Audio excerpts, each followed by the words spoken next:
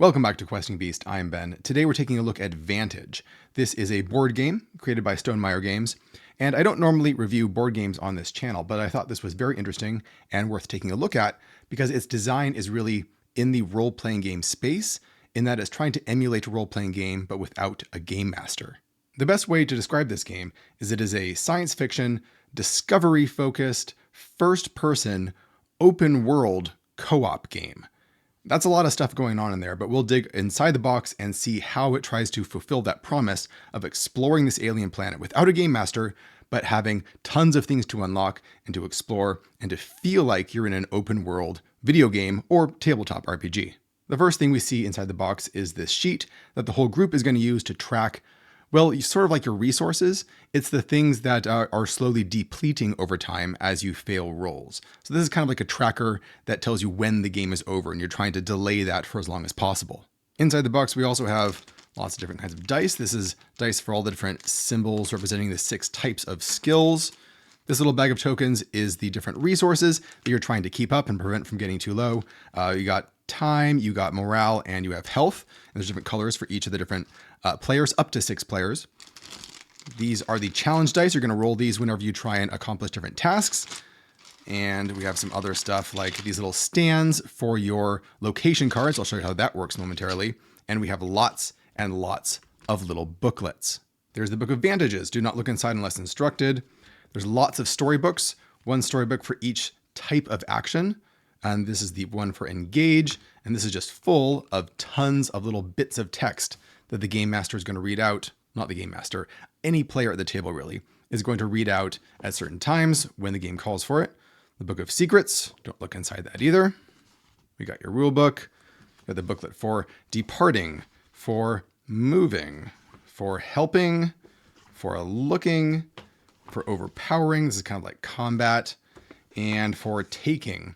So if you ever heard of the game Tales of the Arabian Nights, which is a game that I played quite a bit, this is similar to that in a lot of ways, except that it has thousands and thousands of more items and locations and little bits of story that get read out. So it's that just turned up to 11.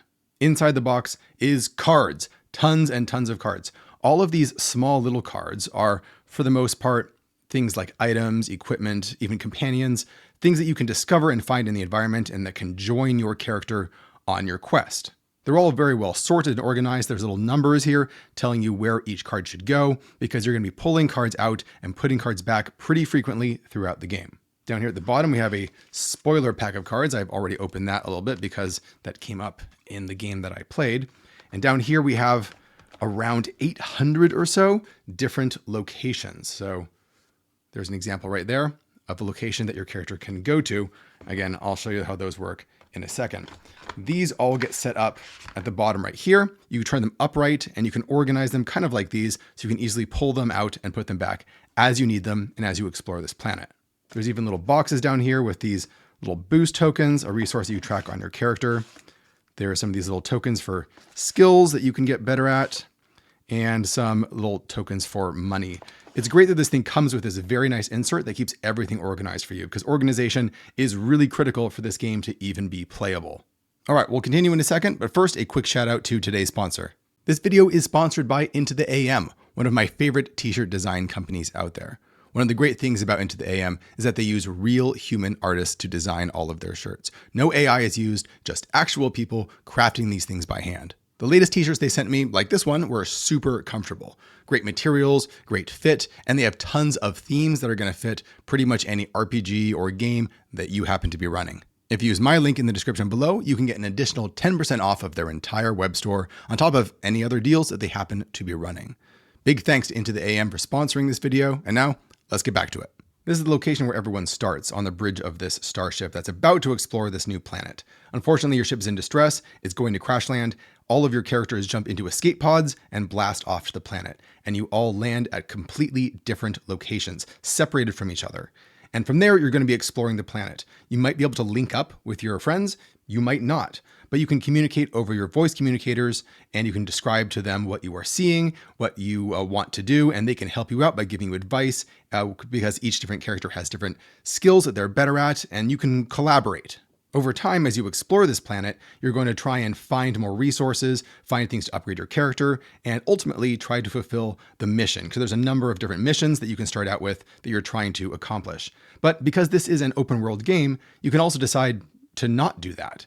You can decide to just set your own goals and decide with your team, this time we're going to try and go here on the planet. We're going to try and discover this. We're going to try and reveal this mystery that we started noticing the last time that we played the game. Now, this isn't a legacy style game. Nothing about the game changes from game to game. You always start over fresh, but your knowledge of the planet and all of the secrets and the different creatures and all the different things you can find there is of course going to expand as you keep playing. So as you understand the world more, you're going to be able to delve deeper into it. Here's an example of a location that you might come across. Remember, each player is at a different location and they're going to have their little card in these little card holders up in front of themselves so they can see it, but no one else can. You're free to describe what you see to everyone else, but this is your first person view. So in a sense, it's a little bit like a first person point and click game, like Myst or Riven, where you're moving through this environment just through the view out of your helmet. When it's your turn, there's a number of things that you can do. The main thing is that you can take actions at your location. There's always 6 different actions, at least on most locations, because there's 6 different types of actions. You can also move to new locations, going north, south, east, or west, or you can take actions that are on your character. We'll look at a character card in just a second. So if you just moved here, you might say, I'm at this location up in the mountains. There's these big mountains and spires in the background. Looks like there's some sort of structure underneath a stone bridge up ahead.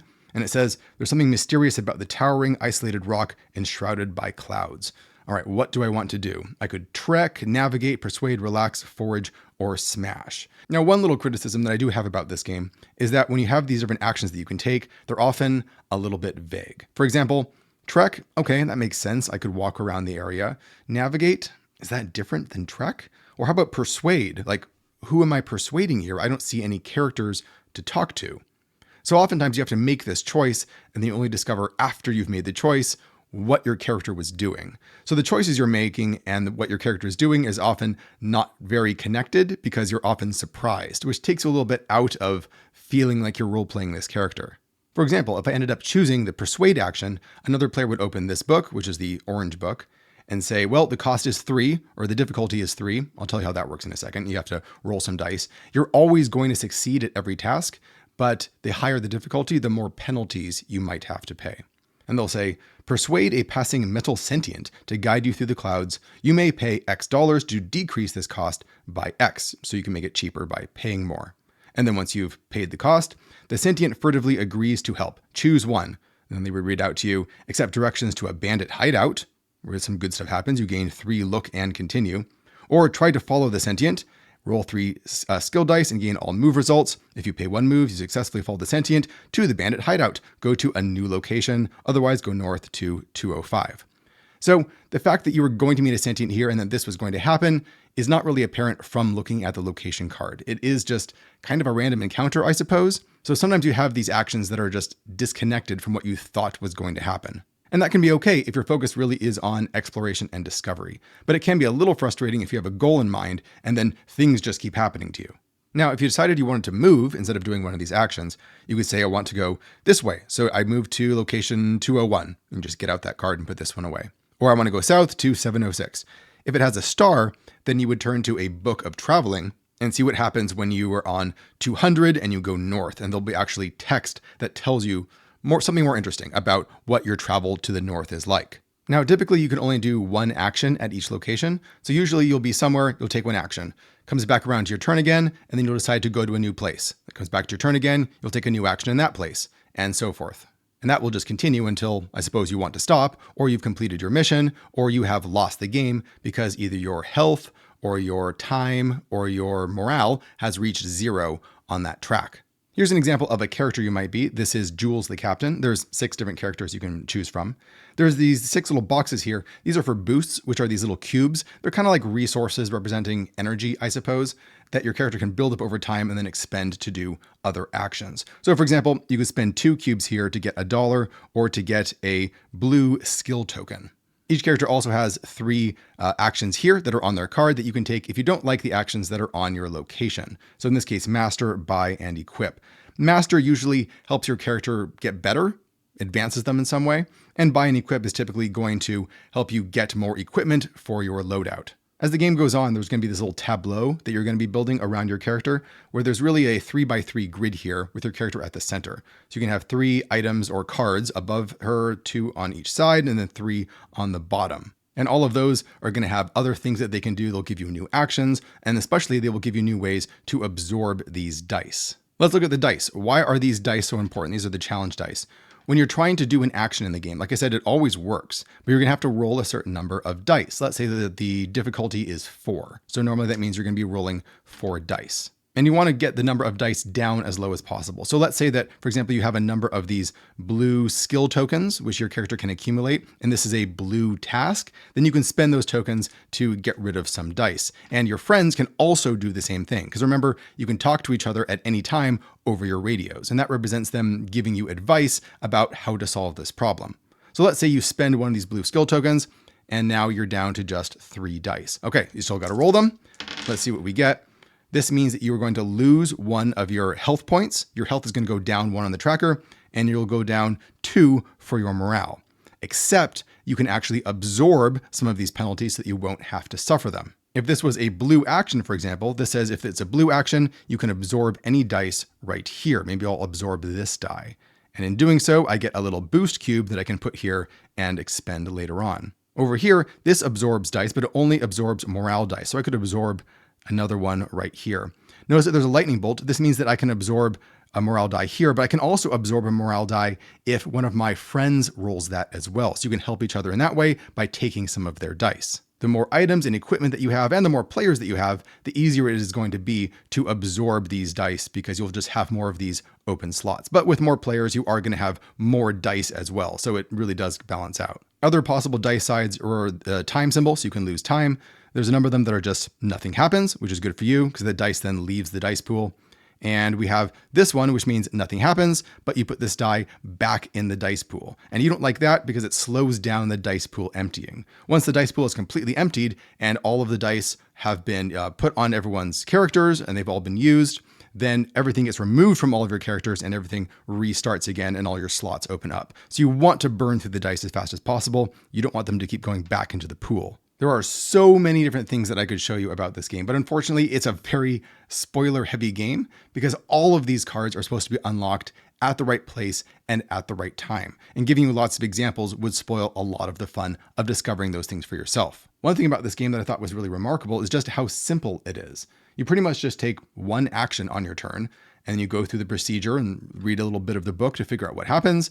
You make any changes to your character, and then it's the next person's turn, and then it just goes around the table like that until the game is over. But over the course of the game, it becomes more complex because you start discovering new things, and especially your character starts growing and gains all of these new abilities and items that you can keep track of that can alter how the game functions. In essence, what this game is the most elaborate choose-your-own adventure novel ever constructed. I think the author spent 8 years writing all of the material for this because there is just an enormous amount of writing and world building and just what happens next for thousands and thousands of possible choices.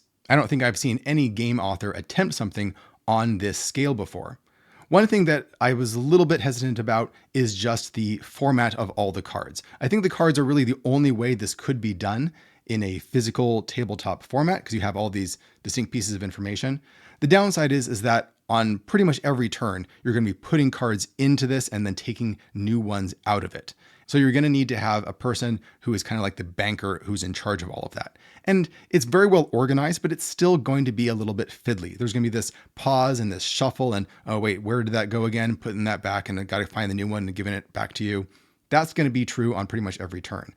If this was in a completely digital format where it automatically swapped those things out, it would speed up the game by quite a bit, but it would lose some of the charm of being on the table. Another possible drawback for some people, especially for people who are more focused on board gaming rather than role-playing games, is that it can feel a little bit aimless at times, where you're just thinking, well, I have this mission that I'm supposed to accomplish, but I'm not totally sure how to accomplish it. I don't know if any of the actions on this location will help me, or maybe I should just move to this other location. I guess I'll just move. And then you move and then, oh, I'm in this new place. I suppose I'll just try and punch because there's a punch action, and then you read the text and it just tells you what happens. Like, oh, I'm punching this thing. I didn't know that that thing was there. Okay, I guess we're going with that. So it can feel a little bit random and a little bit unexpected from turn to turn. A lot of board game players like to have things planned out, where you have your objective and then you have the sequence of actions that you're planning out ahead of time that you think is going to be effective. It's a good strategy, and you're kind of competing against the other players. Now, this is a co-op game, but normally in a co-op game, you're competing against a game system. But there really isn't a game system that's fighting back. There's just rolling badly and suffering some penalties, and you're trying to mitigate that. But there isn't really an opponent, it feels like, that is pushing back against you and trying to counter you in any way. You're mostly trying to use your intuition to figure out, is this action probably going to move me towards my goal? And some players are going to love the freedom and the open-endedness of that, and some people really will not. If you're a tabletop RPG player, though, I think the big appeal will be this enormous, fleshed out world with, I think, 800 interconnected locations that you can discover and get used to and memorize and learn from and get better and better at discovering this world. Even in the short amount of time that I spent playing this, we already unlocked these weird secrets and things that we did not expect to be in this box at all. And I imagine that there's way more of those that we didn't see and maybe we'll never see just because there is so much content here. So I think that is a big appeal of this game, of just digging into this world and uncovering more and more of it and unearthing these little secrets that maybe very few people have seen. On the other hand, for RPG players, there is the fact that you start out all spread out over the planet. So you start out with the party split, so to speak.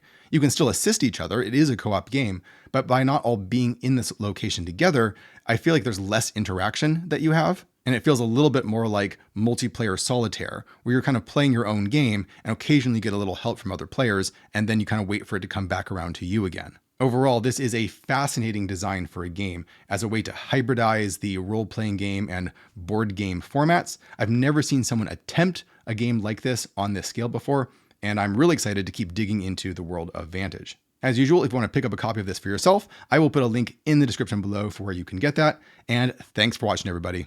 I'll see you next time.